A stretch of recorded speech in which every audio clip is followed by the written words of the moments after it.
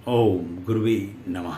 प्यारे हरिभक्तों, अब जो हम विषय ले रहे हैं वो ले रहे हैं चंद्रमा अगर व्यक्ति के चतुर्थ भाव में बैठ जाए तो यह व्यक्ति के जीवन में उसे किस प्रकार का सुख दुख देता है। बहुत ही सुंदर विषय है और थोड़ा सा हम उससे पहले आपको एक विशेष जानकारी भी सूत्रों के आधार पर चंद्रमा के विषय में दे देते हैं। चंद्रमा जिस स्थान पर बैठा होता है वहाँ से वह सप्तम भाव को पूर्ण दृष्टि से देखता है और उसके अलावा चंद्रमा की एक विशेषता यह है कि यह स्त्री जाति ग्रह है, क्योंकि हमारे कुछ ग्रह पुरुष जाति के हैं, कुछ ग्रह हमारे स्त्री जाति के हैं। उसके विषय में भी मैंने पीछे आपको वीडियो के माध्यम से बतलाया है और शायद मुझे ऐसा लगता है कि आपको इसके बारे में भी काफ़ी कुछ ज्ञान प्राप्त हो गया होगा।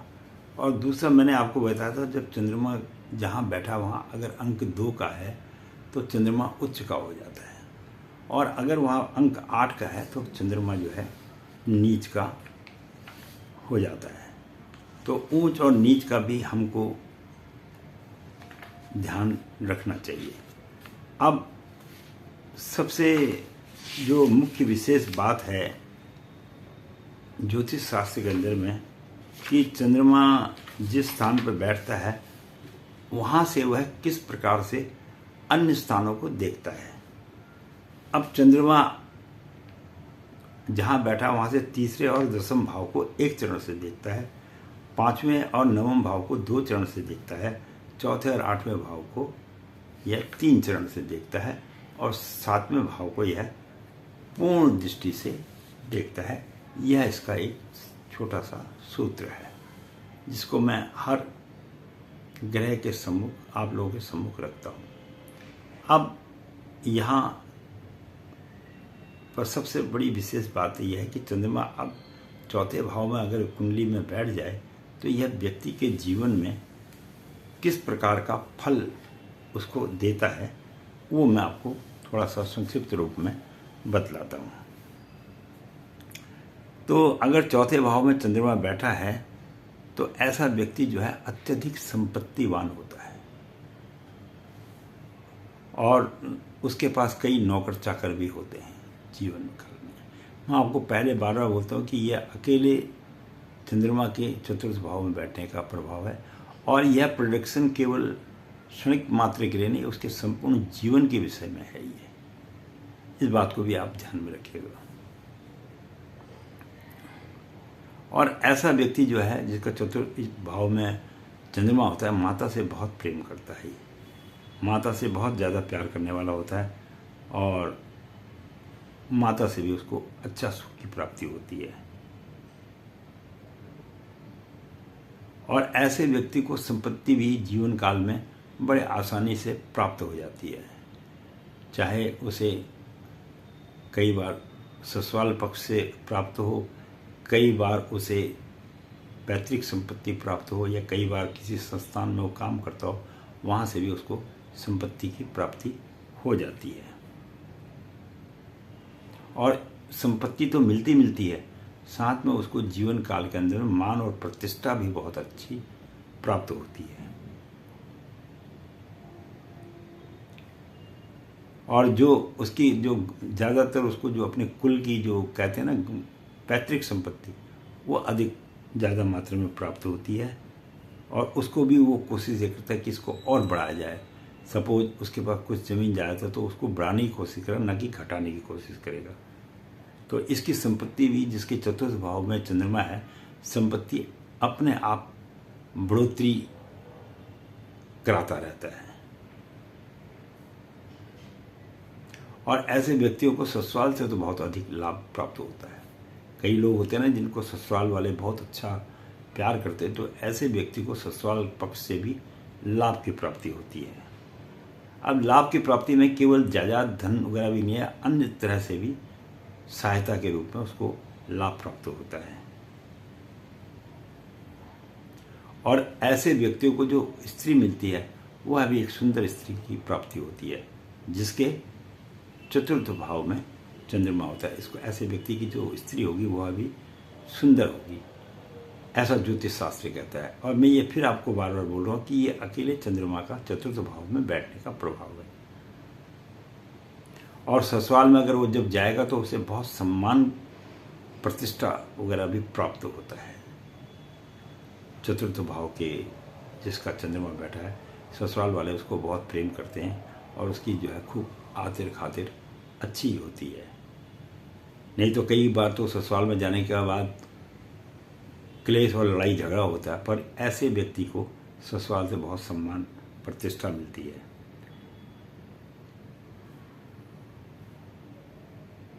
लेकिन ऐसे व्यक्ति की जो स्त्री घर में आती है, सुंदर भी होती है, सब कुछ है, लेकिन उसकी घरवाली की और उसकी माता की या सास की साथ में ऐसे व्यक्तियों की कम बनती है। बहू अगर आएगी तो उसकी कम बनेगी। ये भी इसमें ज्योतिष शास्त्र में देखा गया है।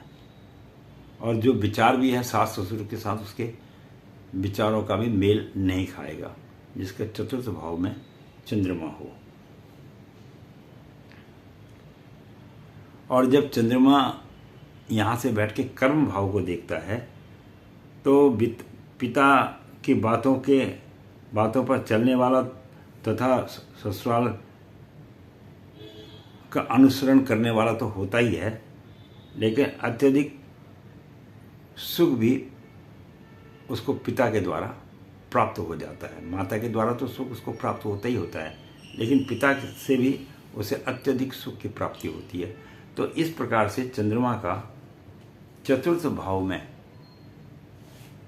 बैठना व्यक्ति के लिए अपने में एक बड़ा शुभकारी और अच्छा माना जाता है। तो यह चंद्रमा के चतुर्थ भाव में बैठने के विषय में मैंने आपको थोड़ा सा प्रकाश डाला है। बाकी अत्यधिक जानकारी के लिए तो व्यक्ति को अपनी जन्मपत्री ही दिखानी पड़ेगी, क्योंकि अगर इसके साथ राहु केतु आदि और ग्रह शनि वगैरह बैठ जाएं तो फिर मैंने आपको बोला था पितृदोष का निर्माण कर देता है और जो कार्य होने होते हैं वो भी ठीक प्रकार से नहीं हो पाते हैं। और अगर कहीं इस जगहों पर नीच का चंद्रमा बैठ जाए तो फिर तो वह कुंडली में उलट पुलट कर देता है। इस बात का भी जीवन में स्मरण करना चाहिए। और अगर 2 अंक बैठा हुआ है उस स्थान पर, तब तो फिर उसके लिए ये चंद्रमा बहुत ही ज़्यादा शुभकारी होता है। अन्य ग्रहों के साथ भी बैठने में कोई विशेष हानि नहीं होती है, लेकिन अगर अंक 8 हो जाए तो फिर व्यक्ति को जीवन में थोड़ा बहुत संघर्ष करना पड़ता है। फिर उसकी मानसिक स्थिति भी ज़्यादा अच्छी नहीं रहती है, फिर उसका मन जो है चलायमान हो जाता है। तो ऐसा ज्योतिष शास्त्र में चंद्रमा के चतुर्थ भाव में बैठने का प्रभाव देखा गया है। तो मैं पंडित गिरीश तिवारी अपनी वाणी को यहीं पे विश्राम दूंगा और चंद्रमा के विषय में जो मैंने बताया है इसे स्मरण करके देखा करें। और अगर बाई द वे किसी आदमी का चंद्रमा नीच का है तो उसे चंद्रमा के मंत्रों का थोड़ा सा जप कर लेना चाहिए, जिससे उसके थोड़े कष्ट का पूर्ण रूप से तो कष्ट खत्म होते नहीं हैं, लेकिन कुछ उसको जीवन में इससे राहत जरूर मिलेगी। ऐसा ज्योतिष शास्त्र में कहा गया है कि जब ज्योतिष शास्त्र में इन ग्रहों को रखा गया तो इन ग्रहों का निदान भी दिया हुआ है। बाकी तो कुंडली में और ग्रहों को देखने के हिसाब से उसका पूरा आकलन किया जाएगा। और अगर किसी व्यक्ति ने अगर अपनी जन्म पत्रिका वगैरह के विषय में विशेष जानकारी लेनी हो तो वह मेरे दिए हुए नंबर पर संपर्क कर सकता है। तदुपरांत हम फिर उसको निदान वगैरह जैसे भी उसका समाधान होगा उसके विषय में जानकारी दे देंगे। बाकी आप लोग खुश रहिए, भगवान आपके मनोइच्छा पूर्ण करे। वह पंडित जी का तो यही आशीर्वाद है, आपके साथ में है। और अपना प्यार और स्नेह भरा प्यार मुझे देते रहिए। यही जीवन की लीला है। इसी को मानकर व्यक्ति को जीवन में आगे बढ़ता रहना चाहिए और अपने जीवन को कामयाबी पर ले जाना चाहिए। बहुत बहुत धन्यवाद।